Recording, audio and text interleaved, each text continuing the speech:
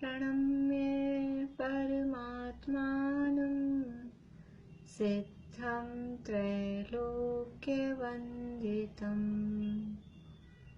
स्वाभाविक चिदानन्द स्वरूपं निर्मलाव्ययम् शुद्धजीवादिद्रव्याणां देशकं च जिनेश्वरम् द्रव्यसंग्रहसूत्राणां वृत्तिं वक्षे समासतः जीवमजीवमदव्यं जिणवरवसहेण जीर्णनिर्दिष्टं देविन्दविन्दवन्दं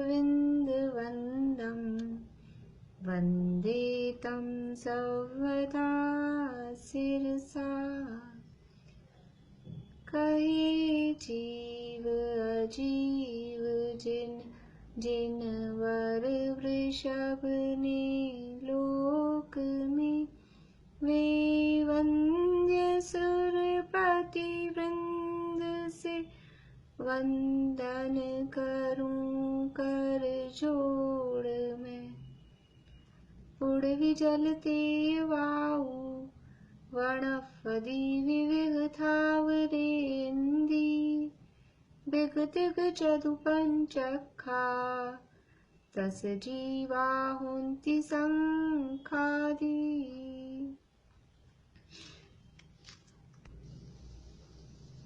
उपयोग अधिकार को बताने वाली गाथाएं। जीवो गमो अमुक्तिकर्ता सदे नहीं ये उपयोग का लक्षण उपयोग ये ज्ञान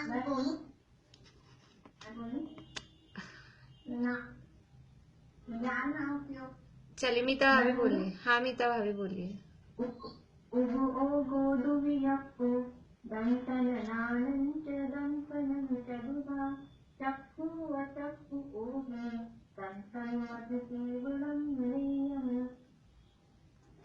बस एक ही गाथा। नहीं 4 5 6 वैसे हाँ तो नहीं मतलब प्रश्न ये है उपयोग अधिकार को बताने वाली गाथाएं बोलनी है तो जितनी भी है उतनी पूरी बोलनी है। अच्छा हाँ नानम अष्टवियप्पम मधुसुधि ओहि अनान नानानि मन पज्यवती मन मन पच्छप करो सुधीरम च अथ चतुनानुदं सत्नं सामाननं जीवलक्षणं वह्यं व्यवहारा तुच्छलया तुच्छं पुनरन्तरं बढ़िया बढ़िया। अमूर्तिक अधिकार को बताने वाली गाथा बोलिए। अमूर्तिक अधिकार बोलिए सुनीता आंटी। मनरस पंचगंधा दोपासा अर्थ निश्चया जीवे नो संति अमूर्ति तदो व्यवहारा मुक्ति बंधारो। बढ़िया। जीवो जीवो यानी जीव जीता है ये लक्षण बताने वाली गाथा वो बोलनी है। पूर्णिमा आंटी बोलिए।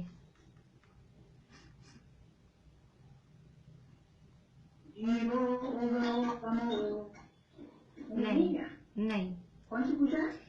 जीवो जीवो का बताने वाली जीव जीता है।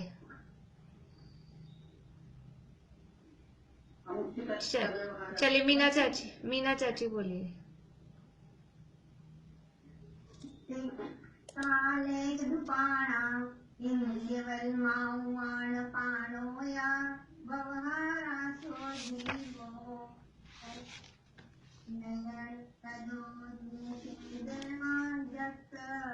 बढ़िया। आकाश द्रव्य को बताने वाली गाथा है। हाँ आकाश द्रव्य को बताने वाली बोलो प्रीति।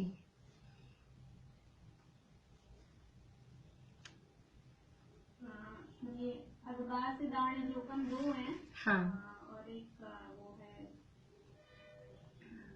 अवकाश दाणी लोकम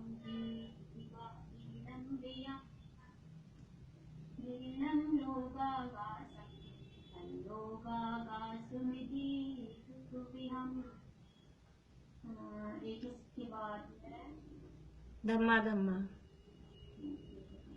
धम्मा धम्मा काल। हाँ धम्मा धम्मा, हाँ धम्मा धम्मा काले, धम्मा धम्मा काले पुग्गल जीवाय सच्चिदावती आया से तो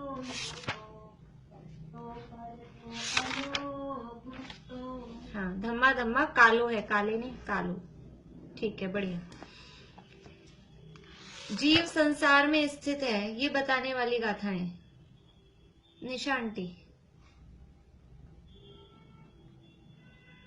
हाँ निशा आंटी बोलिए। जीव संसार में स्थित है।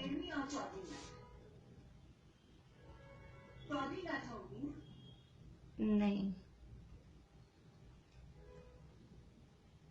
चमेली आंटी, हाँ बोलिए बोलिए, सही है। 11, 12, 13 ये 3 गाथाएं।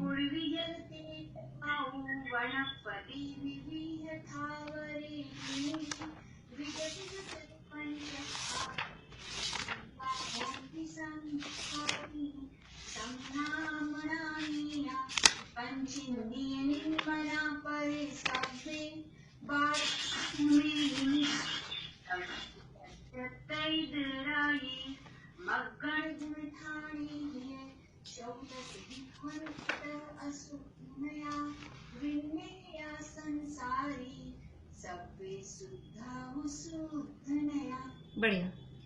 जीव का भोक्तृत्व अधिकार बताने वाली गाथा। भोक्तृत्व अधिकार, चमेली आंटी बोलिए। गाथा का नंबर बता दीजिए, और याद नहीं है तो देख के बोलिए फिर।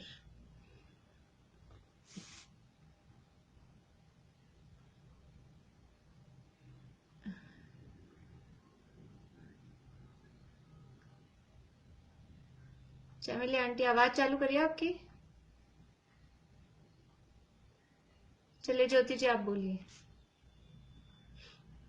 गाथा नंबर 9। हाँ। अवहारासु दुःखं कर्मफलं भवन्ति आरहनिच्चनः चेदन्भात्कुपादस्य। बढ़िया। जीव शरीर प्रमाण है, देह प्रमाण है, इसको बताने वाली गाथा। रजनी जी बोलेंगे आप। गुरुदेव प्रमाणो उपसंहार सत्पुदो चेदा अस्मुदो व्यवहारा निश्चलो दूषे विनाद। बढ़िया। जीव का कर्तृत्व अधिकार, जीव करता है, ये बताने वाली गाथा। बोलिए चमेली आंटी।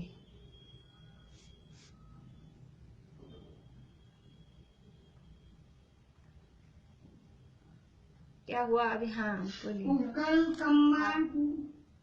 पुगल कम्मादीनम कत्ता व्यवहार दो निश्चय दो चेदन कम्मानादा शुद्धमला शुद्ध भावानम। बढ़िया। धर्म द्रव्य का स्वरूप बताने वाली गाथा। हाँ पूर्णिमा आंटी अब बोलेंगे। धर्म द्रव्य का स्वरूप बताने वाली गाथा।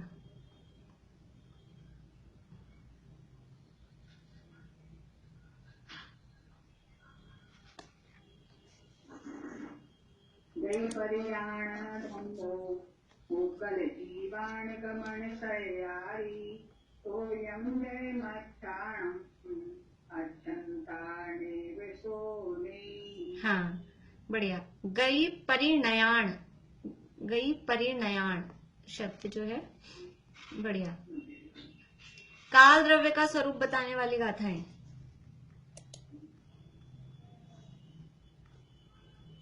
हाँ मीनू दी बोलेंगे आप। काल द्रव्य का स्वरूप बताने वाली गाथाएं।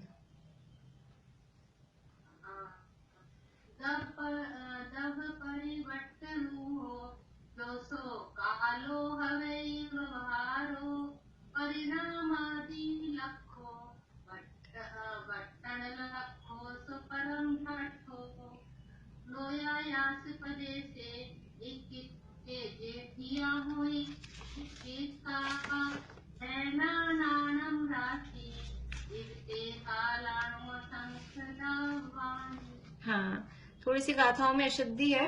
वट्टण लखो य परमठो, और लोयायास ये जो था रैणाणम, रैणाणम एक ही। हाँ हाँ, रैणाणम, उस शब्द में थोड़ी गड़बड़ थी। रैणाणम राशि एव, ठीक है। किस द्रव्य के कितने प्रदेश होते हैं? द्रव्यों के प्रदेश बताने वाली, प्रदेशों की संख्या बताने वाली गाथा। बोलिए ज्योति जी।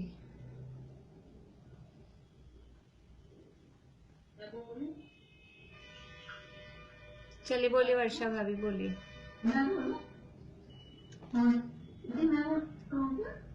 वर्षा भाभी बोल रहे हैं, रुकिए।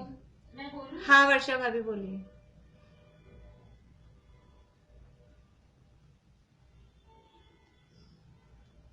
क्या हुआ? आवाज नहीं आ रही। हाँ बोलिए।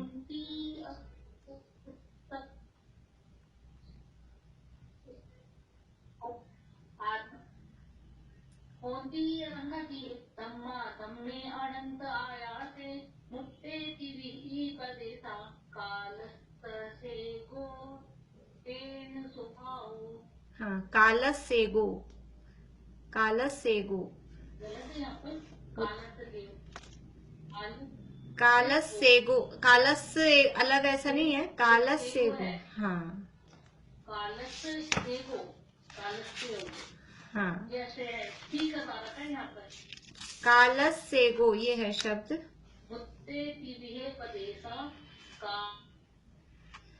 चलिए, वो नेट स्लो हो रहा है, या तो मेरा या आपका, पता नहीं। मुझे शब्द अच्छे से सुनाई भी नहीं आ रहे, कोई बात नहीं। पुद्गल द्रव्य की पर्यायों को बताने वाली गाथा। पुद्गल द्रव्य की पर्यायों को बताने वाली गाथा। हाँ निशा आंटी बोलिए।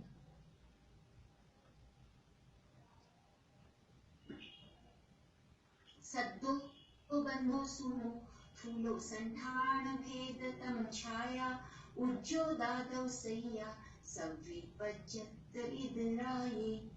उज्जो दादव सही है, लास्ट के शब्द गलत हो गए। पुद्गल दवस पज्जाया, उज्जो दादव सहिया, पुद्गल दवस पज्जाया। चलिए बढ़िया, ठीक है, हो गई। कुछ एक दो गाथाएं रह गई हैं, बढ़िया। इस तरह से भी याद है आप लोगों को, मतलब ऐसे भी अपने को याद आनी चाहिए। कभी प्रकरण जो आए तो अपने को तुरंत वो गाथा याद आ जाए, ऐसा। चलिए अभी ये पाठ कर लेते हैं, केवल अपनी जो गाथाएं थी। आज मेरा नेट संसार में है, उसके लिए गाथा नंबर नहीं आई। जीव संसार में है, उसकी गाथा 2 नहीं है, गाथा नंबर 2 तो है जीव के 9 अधिकार। हाँ हो गया था आपका, चला गया था मेरा, हो गया। हाँ हो गया, आ गई थी आपकी आवाज। गाथा नंबर 2 तो है जीव के 9 अधिकारों को बताने वाली गाथा। उसके लिए हेडिंग बनेगा कि जीव के 9 अधिकारों को बताने वाली गाथा कौन सी है।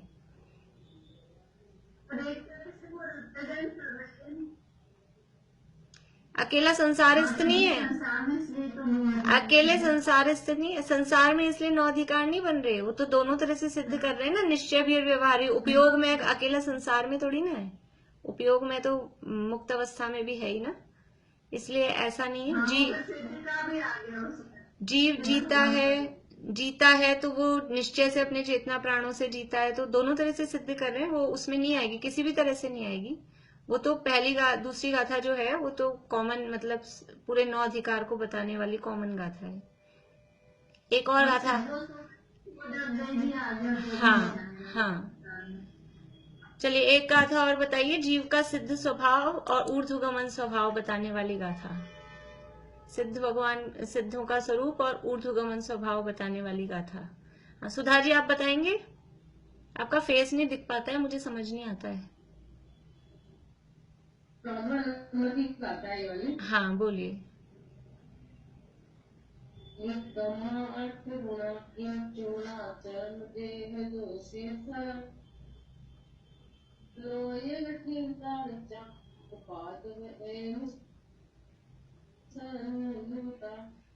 चलिए, हाँ ठीक है, बढ़िया, बहुत बढ़िया। आज मेरा हाँ ठीक है, हाँ 14 नंबर।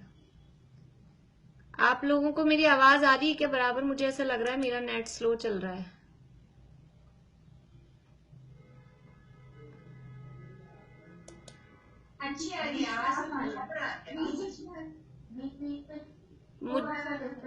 मुझे आप लोगों की आवाज, मुझे आप लोगों की आवाज बिल्कुल भी अच्छे से नहीं आ रही, इसलिए अब आप लोगों से नहीं सुन रही। अगर मेरी आपको सही आ रही है तो फिर मैं बोलती हूँ। मुझे आप लोगों की आवाज बिल्कुल कटी कटी आ रही है। आप लोगों को मेरी आ रही है सही? ठीक है, ठीक है। देखिए, अपनी गाथा चल रही है 34 नंबर की गाथा। संवर का स्वरूप यहाँ पर प्रारंभ किया है। 34 नंबर की गाथा है। गाथा एक बार पढ़ लेते हैं। चेदन परिणामो जो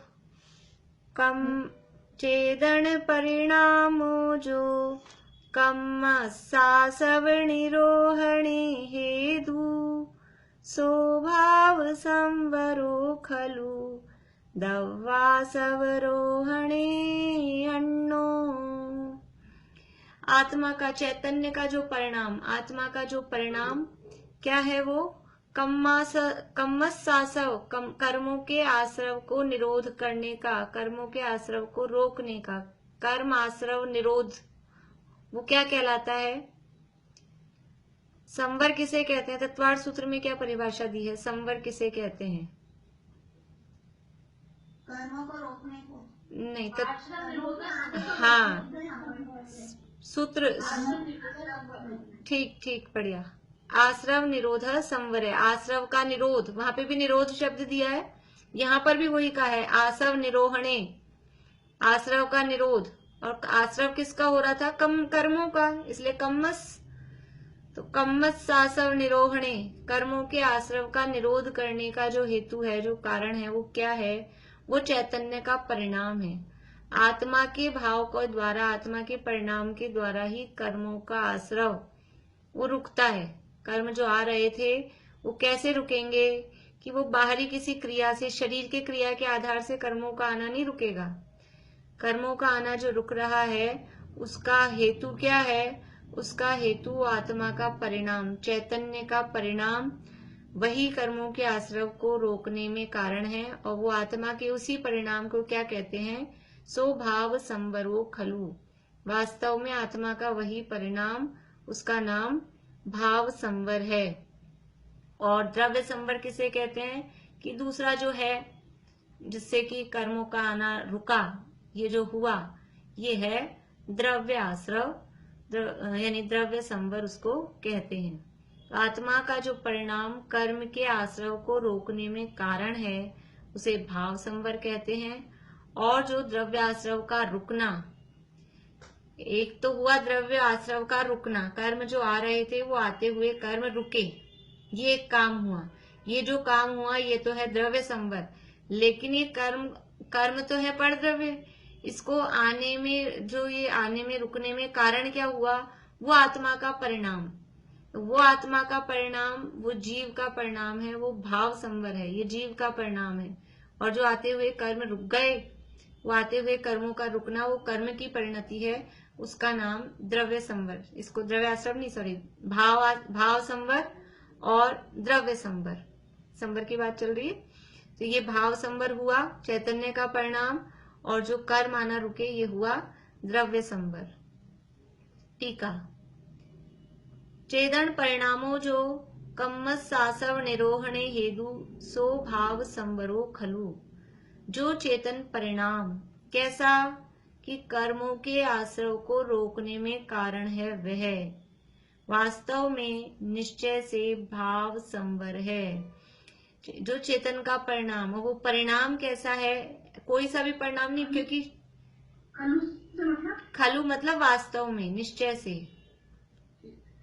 तो चेतन का परिणाम तो पीछे भी हुए थे, वो कर्मों के आने में भी हेतु बन रहा था, तब भी चेतन का परिणाम था। कर्म के बंध में भी जो कारण बन रहा था वो भी चेतन का परिणाम था।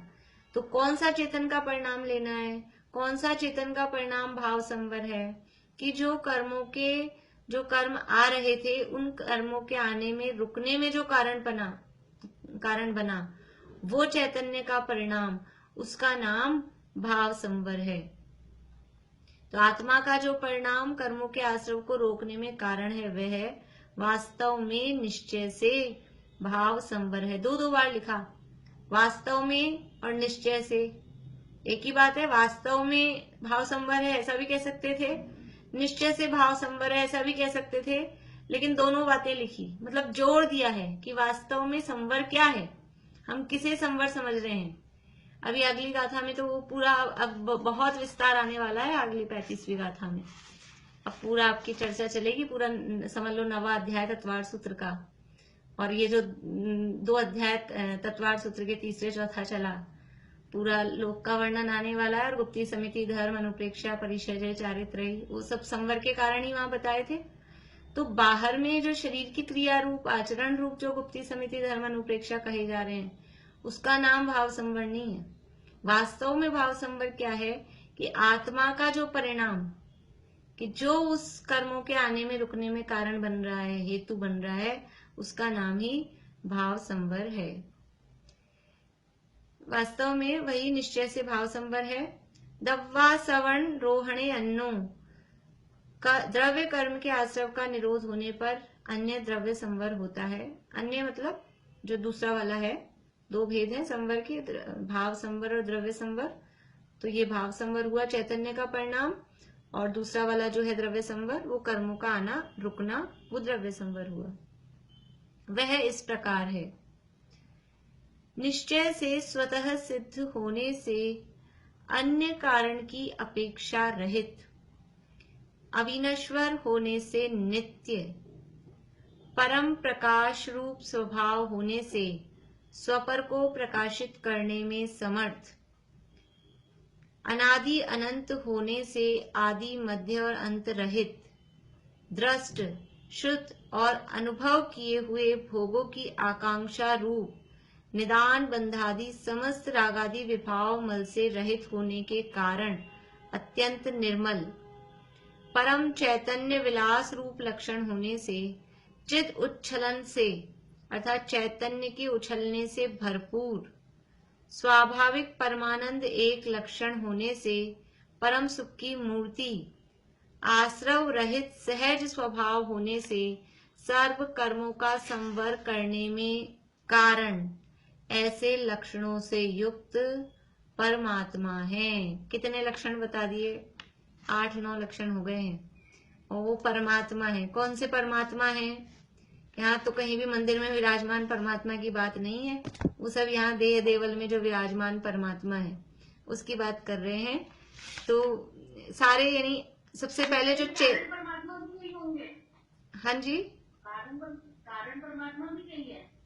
कारण परमात्मा कौन है? जो देह के अंदर है स्थित आत्मा। तो वही तो बोल रहे हैं, वो है परमात्मा, मतलब वही कारण परमात्मा, देह देवल में विराजमान जो हमारा सबका अपना अपना शुद्ध आत्मा, वो कारण परमात्मा है, उसी की बात है। तो यहाँ सबसे पहले जो है ना चैतन्य का परिणाम, तो चैतन्य क्या है? आत्मा का परिणाम। तो आत्मा को बता रहे हैं, वो आत्मा कौन है? और आत्मा ही परमात्मा है, तो परमात्मा शब्द से उसको कहते हैं। तो देखिए वापस से पीछे आ जाइए, क्या है? निश्चय से स्वतः सिद्ध होने से अन्य कारण की अपेक्षा रहित है। कैसा है? मैं कैसा हूं, मेरा आत्मा कैसा है, या ये कारण परमात्मा शुद्ध आत्मा कैसा है कि स्वतः सिद्ध है। स्वतः सिद्ध मतलब जो अपने आप उत्पन्न होता है, जो अपने आप से है। जो किसी दूसरे के कारण से होता है उसको स्वतः सिद्ध नहीं कहते। स्वतः सिद्ध मतलब जो अपने आप से ही है, स्वतः ही सिद्ध है, अपने आप स्वतः, स्वतः समझते हैं, अपने आप ही सहज रूप से ही, और वो सिद्ध है।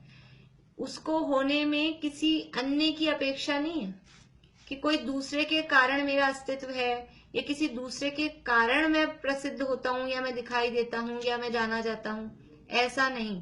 अन्य किसी की भी अपेक्षा मुझ में नहीं है। तो स्वतः सिद्ध होने से अन्य कारण की अपेक्षा रहित, जो खुद ही अपने आप से है उसको दूसरे की अपेक्षा है। जो खुद कैपेबल है, खुद करोड़पति अरबपति खरबपति है, फिर उसको ये अपेक्षा रहेगी कोई मुझे 2000 रुपए दे दे, कोई मुझे 5000 रुपए दे दे।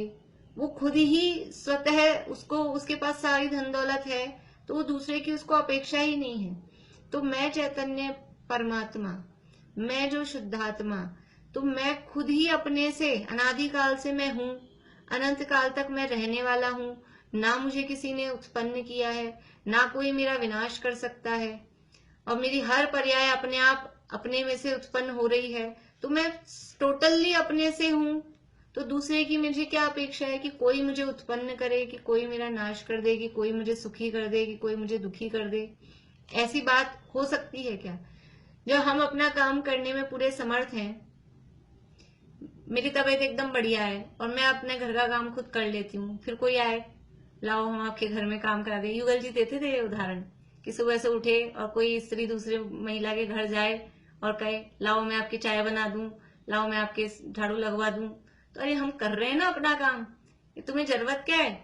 तो हम जब अपना काम करने में पूरा समर्थ हैं, हम अपना काम कर रहे हैं, तो कोई दूसरा आता है तो डिस्टर्ब और होते हैं। बीच बीच में अपने हिसाब से अपन अपना काम करते हैं, दूसरा आ जाए तो डिस्टर्ब और होते हैं।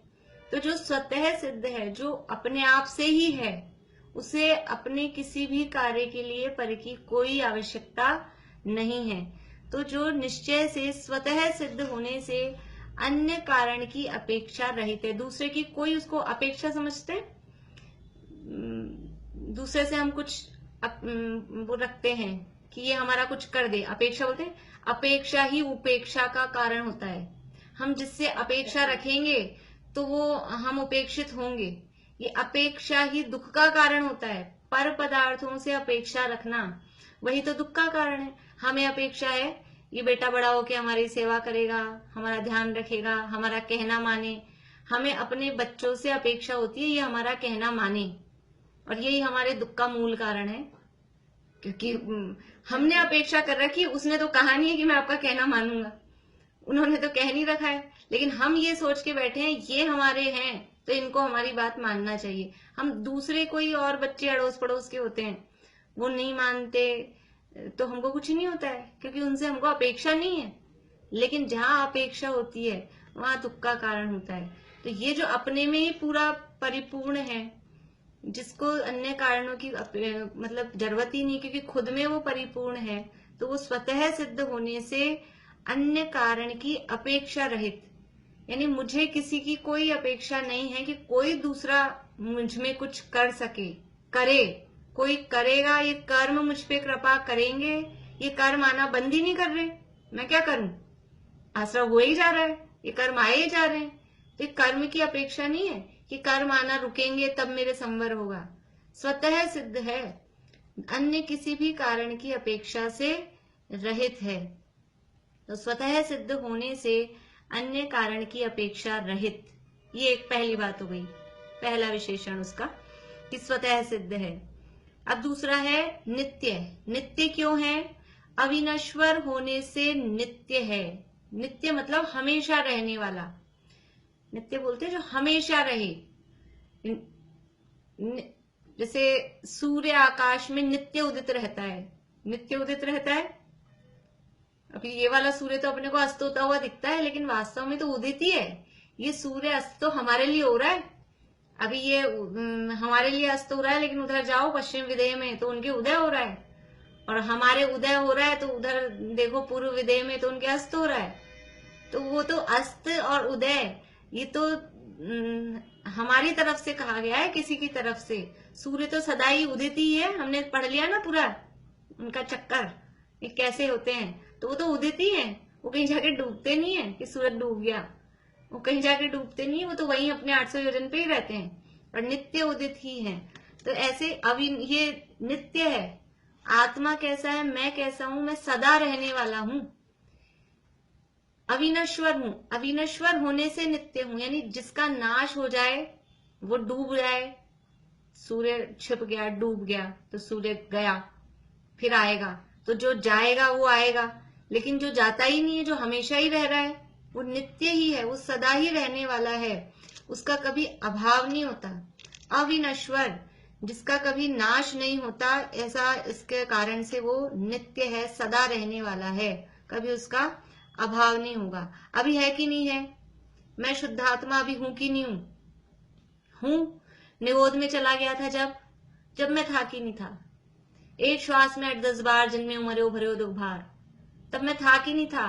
कि था, तब भी था, और सिद्ध बन जाएंगे तब भी रहेंगे, क्योंकि मेरा कभी अभाव नहीं होता, मेरा कभी नाश नहीं होता। तो मैं अविनश्वर होने से नित्य हूं। पर्याय हैं जो क्षणिक हैं, मनुष्यपना, देवपना, नारकीपना, ये तो अनित्य हैं, ये तो नष्ट हो जाती हैं। लेकिन यहाँ क्या कह रहे हैं? परमात्मा, परमात्मा मतलब मैं, कारण परमात्मा, वो मैं सदा ही नित्य हूं, अविनश्वर होने से नित्य हूं। परम प्रकाश रूप स्वभाव होने से स्वपर को प्रकाशित करने में समर्थ। कैसा है? एक स्वभाव कैसा है आत्मा का? स्वपर प्रकाशक शक्ति हमारी, ये स्वपर प्रकाशक स्वभाव है। स्वपर प्रकाशक मतलब खुद को भी हम प्रकाशित करते हैं मतलब जानते हैं, और दूसरे भी हमारे माध्यम से प्रकाशित होते हैं, जानने में आते हैं। ये कहलाता है स्वपर प्रकाशक स्वभाव। अपने को भी जाने और दूसरे को भी जाने। जैसे कि दीपक है, दीपक कैसा होता है? कि दीपक पदार्थों को प्रकाशित करता है। दीपक का क्या काम है? पदार्थों को प्रकाशित करना, या दीपक मतलब लाइट है समझ लो, वो भी दीपक का ही रूप है। तो कमरे में लाइट जल रही है, तो क्या हो रहा है? सब दिख रहा है। तो ये लाइट है कि नहीं है, इसको देखने के लिए क्या करें? एक और लाइट लगाएं। दीपक को देखने के लिए एक और दीपक चाहिए क्या? हाँ, तो जैसे दीपक पदार्थों को तो प्रकाशित करता ही है, लेकिन वो खुद भी अपने आप को प्रकाशित कर रहा है, वो जल रहा है। जलते हुए को ही दीपक कहते हैं, खाली मिट्टी का वो पड़ा हो उसको दीपक नहीं कहते। तो वो खुद प्रकाशित है, तो वो अपना तो बता ही रहा है कि मैं हूं, और उसके प्रकाश में अपने आप ही कमरे में उस स्थान पे जितनी भी वस्तुएं हैं वो अपने आप प्रकाशित होती हैं। ऐसे ही आत्मा का स्वभाव स्वपर प्रकाशक है, यानी ये जो ज्ञान है, इस ज्ञान का स्वभाव स्वपर प्रकाशक है। ज्ञान को जानने के लिए कोई दूसरे ज्ञान की जरूरत नहीं है, वो ज्ञान ही अपने आप में बता रहा है कि मैं हूं। ये जो चेतना, चैतन्य किसे कहते हैं? चेतना किसे कहते हैं? चेतना किसे कहते हैं? बोलिए ज्योति जी, चेतना किसे कहते हैं?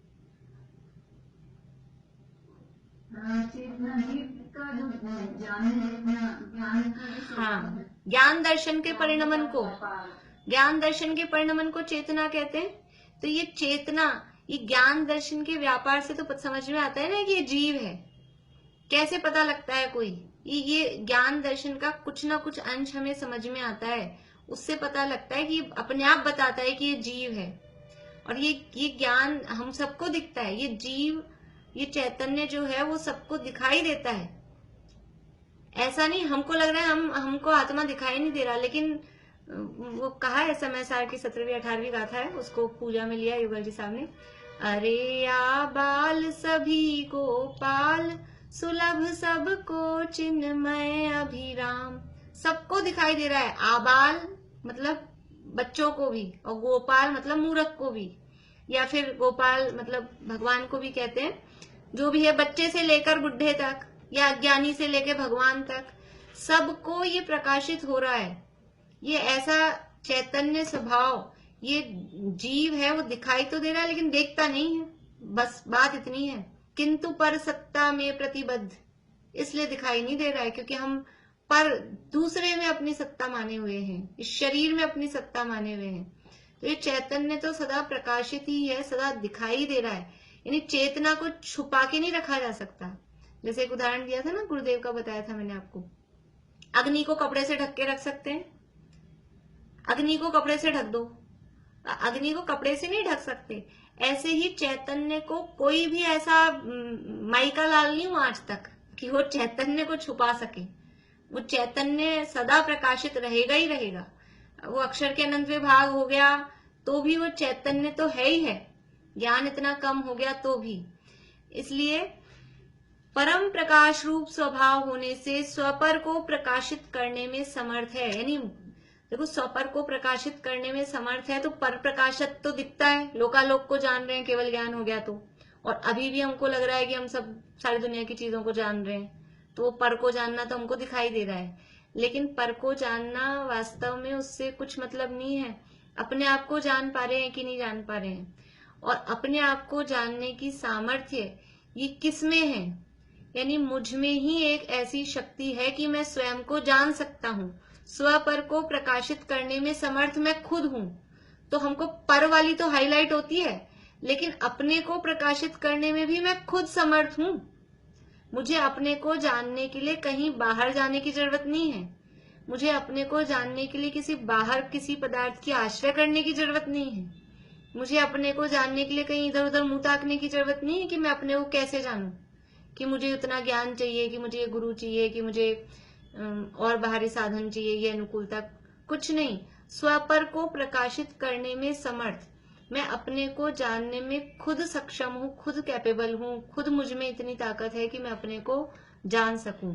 और जो अपने को जानता है वास्तव में उसी के ज्ञान में फिर पर दिखाई देते हैं। वास्तव में जिसको अपनी खबर है मैं कौन हूं, तभी तो वो पर को पर जान सकता है। वास्तव में जिसको खुद का निर्णय नहीं, अपने को अपनी, जैसे अपन मंदिर में गए और सबने अपनी अपनी चप्पल खोल दी, अब एक सी चप्पल थी, वहां 2-3 सेम पेयर थे, तो अब जिसको खुद को अपनी चप्पल पता नहीं है वो कंफ्यूज है, पता नहीं मेरी कौन सी है।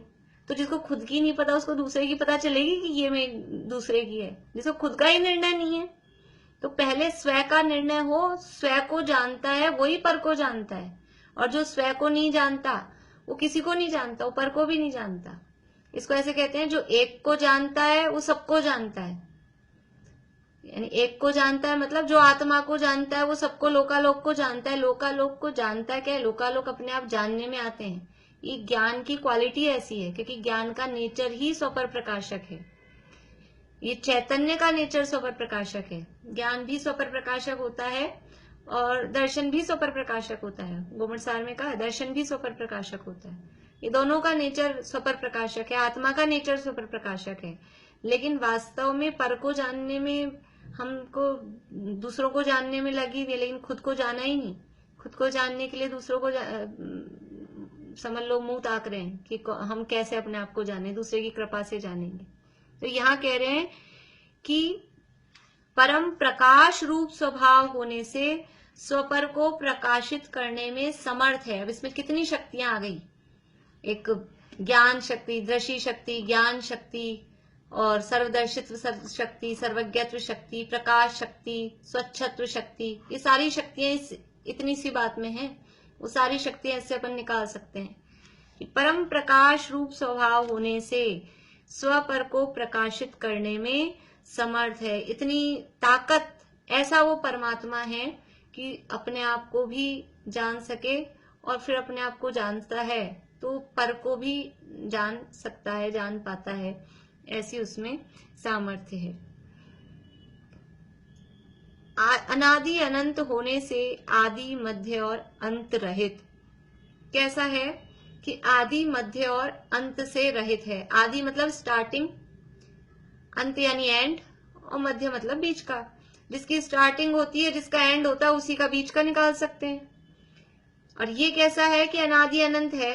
देखो एक गोल होती है ना, चूड़ी है अपनी गोल, उसके स्टार्टिंग पॉइंट कौन सा है? कांच की चूड़ी की बात नहीं कह रही मैं। कांच की चूड़ी में तो अपने को दिख जाता है वो जॉइंट, कांच की या लाख की होती है तो उसमें जॉइंट दिख जाते हैं। लेकिन अभी समझ लो सोने की चूड़ी है, गोल्ड की है, या और दूसरी जो चलती है उस टाइप की है, मेटल वगैरह की, जिसमें जॉइंट अपने को नहीं दिख रहा है।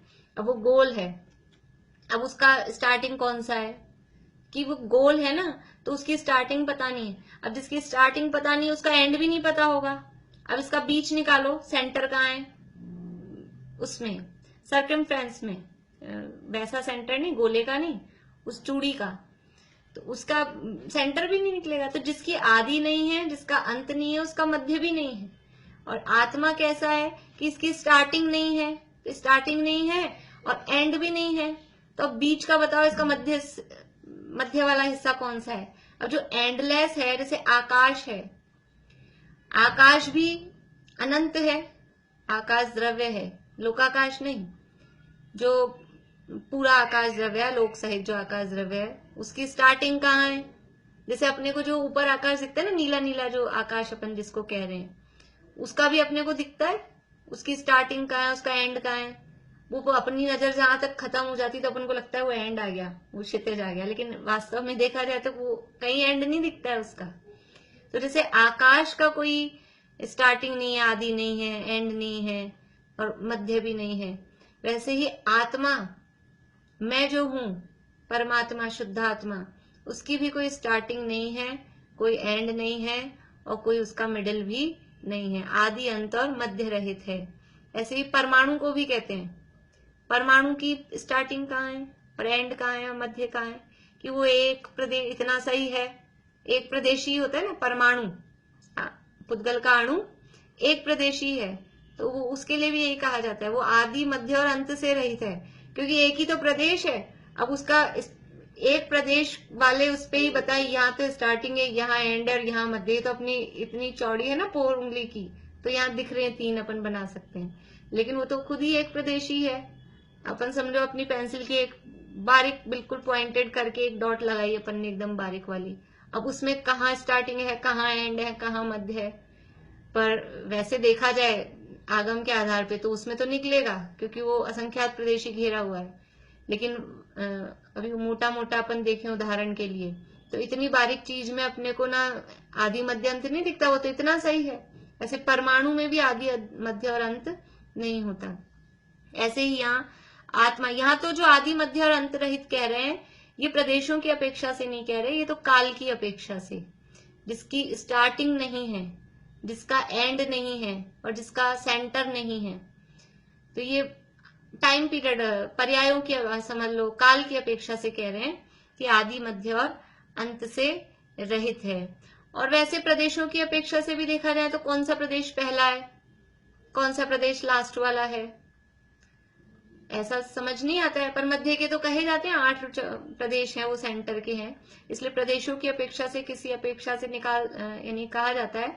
पर यहाँ जो आदि मध्य अंत रहित कहा, ये काल की अपेक्षा से, काल की अपेक्षा से आदि मध्य अंत रहित है और भाव की अपेक्षा से आदि मध्य अंत रहित है। गुणों में कौन सा पहले है, कौन सा बीच में है, कौन सा लास्ट में है, तो भाव की अपेक्षा से भी आदि मध्य अंत रहित है।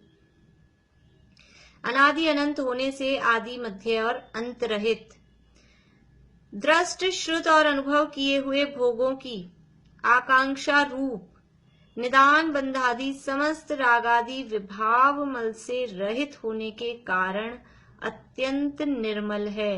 ये निर्मल है, आत्मा कैसा है, निर्मल है। निर्मल मतलब मल से रहित, वो निर्मल। तो कौन सा मल है कि रागादि विभाव मल, कौन सा मल है, रागादि रूप जो ये विभाव भाव हैं वो मल हैं। और ये रागादि विभाव मल कैसे हैं, उसके लिए कहा दृष्ट श्रुत और अनुभव किए हुए। दृष्ट यानी देखे हुए, श्रुत यानी सुने हुए और अनुभव किए हुए, यानी कुछ भोग ऐसे होते हैं हमने भोगे नहीं लेकिन हम देखते हैं, हम देख देख कर उनको भोगने की कल्पना करते हैं, हम देख देख कर ही उनको भोग लेते हैं। पीछे भी कहीं ऐसी बात आई थी, मुझे ख्याल नहीं आ रहा कौन सी गाथा में आई थी, कहाँ, गोमट सार में आई थी शायद, हाँ अप ध्यान में आई थी, हाँ बिल्कुल अप ध्यान में आई थी ये, कि हमने भोगा नहीं, हमने भोगा नहीं, केवल हमने देखा। दूसरों को देखकर ही हम वैसा फील कर लेते हैं, हम वैसा भोग लेते हैं दूसरों को देख देख कर ही। जैसे कोई भी मूवी चल रही हो या कोई नॉवल पढ़ रहे हो, तो उसमें जो कैरेक्टर होते हैं ना, उसमें अपने आप को हम रख लेते हैं, ये मैं हूं, ऐसा सबकी नेचर ऐसी होती है। 99% जो कोई मूवी देख रहे हो, कि सीरियल देख रहे हो, कि नॉवल पढ़ रहे हो, बहुत ज्यादा इंटरेस्ट से जो देखते हैं पढ़ते हैं, तो उसमें जो भी कैरेक्टर होता है, हीरो जो भी है, उस हीरो में सब अपने आप को फिट कर लेते हैं। लेडीज होती हैं तो हीरोइन में अपने आप को फिट कर लेती हैं, जेंट्स होते हैं तो हीरो में अपने आप को फिट कर लेते हैं, वो खुद उसको ऐसा फील करते हैं। तो वो देख देख रहे हैं हम पिक्चर, तो उसमें वहां जो भी कहीं का भोग दिखा रहे हैं, घूमने फिरने की जगह दिखा रहे हैं, तो उसको मतलब ऐसा खुद फील करते हैं हम भोग रहे हैं। तो ये देखे हुए। श्रुत यानी सुने हुए, कि किसी ने आके सुनाया, हम वहां गए थे, वो ऐसी जगह थी, क्या शानदार जगह थी, क्या नजारा था, क्या मौसम था, या ये बनाया था हमने, ये खाया था हमने, बहुत अच्छा बना, बहुत अच्छा लगा। तो वो सुन सुनकर ही, मुंह से खुद ने खाया नहीं है, गए नहीं है शरीर से, लेकिन वो सुन सुनकर ही उस भोग को भोगते हैं। तो देखे, दृष्ट यानी देखकर, श्रुत यानी सुनकर, और अनुभव किए, और जो खुद फील कर रहे हैं वो तो अनुभव किए हुए हैं ही, जो हम खा रहे हैं, पी रहे हैं, घूम रहे हैं, फिर रहे हैं, जा रहे हैं, वो सब तो अनुभव किए हुए हैं ही। तो दृष्ट श्रुत अनुभव किए हुए भोगों की आकांक्षा रूप निदान बंधादी, कि ऐसे ये जो भोगे जो हमने देख लिए, गए नहीं है, किया नहीं है, लेकिन देखा है, या फिर सुना है, या फिर हमने खुद ने अनुभव किया है, इन भोगों की आकांक्षा करते हैं फिर से। किसी ने कह दिया, बता दिया कि वहां वो जगह बहुत अच्छी है, ये खाने की चीज बहुत अच्छी है, तो हमें क्या लगता है हम भी वहां जाएं, हम भी उसे खाएं। तो ये उसकी आकांक्षा। कोई जगह हमने देख ली, टीवी में किसी को सीरियल में बहुत ड्रेस पहनी हुई देख ली, अपन भी ऐसी ड्रेस बनाएंगे, अब की बार ऐसे ही अपन गहने जो भी उसने जो भी स्टाइल पहनी हो वो अपन करेंगे। तो वो देखे हुए या सुने हुए, या पहले हमने जो भी चीजें यूज ली हो, जो भी खाया पिया हो, घुमा फिरा हो, फिर से उसको खाने पीने की, घूमने फिरने की इच्छा। तो दृष्ट श्रुत अनुभव किए हुए भोगों की आकांक्षा रूप, वो हमको मिले, ऐसी इच्छा, आकांक्षा, वो है, वो कहलाता है निदान बंध, कि हमने कुछ भी किया हो, ऐसे अंदर से भावना आती है, मैंने इतना धर्म किया है, मैंने इतना व्रत उपवास किए हैं, भले ऐसे बोल के नहीं आए, लेकिन अंदर कुछ एक ऐसी फीलिंग रहती है कि कुछ हमारा पुण्य हो तो अपने को भी ऐसा मिले, अपने को भी इस तरह का मिले। किसी की गाड़ी देखकर, किसी के कपड़े देखकर, किसी का बड़ा बंगला देखकर, कि अपना भी ऐसा हो, किसी के ठाट बाट नौकर चाकर देखकर, इंद्र का वैभव देखकर, तभी तो मुनिराज निदान कर लेते हैं, गुणस्थान से गिर जाते हैं, फिर निदान कर लेते हैं इंद्र का, विद्याधरों का वैभव देखकर।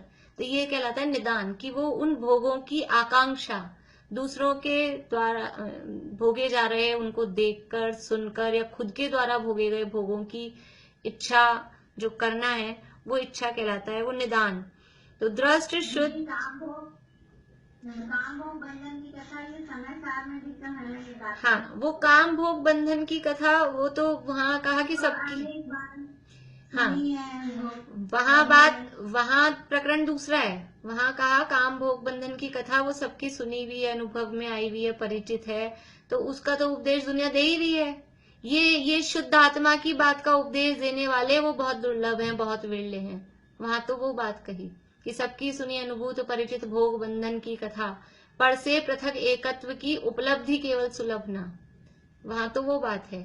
यहाँ तो कह रहे हैं कि जो हमने देखे हैं, सुने हैं या भोगे हैं, उन विषयों की फिर से इच्छा करना, ऐसा निदान, वो निदान है रागादि, वो विभाव, वो बात यहाँ बता रहे हैं कि दृष्टि श्रुत और अनुभव किए हुए भोगों की आकांक्षा रूप निदान बंधादि समस्त रागादि विभाव मल से रहित होने के कारण अत्यंत निर्मल है।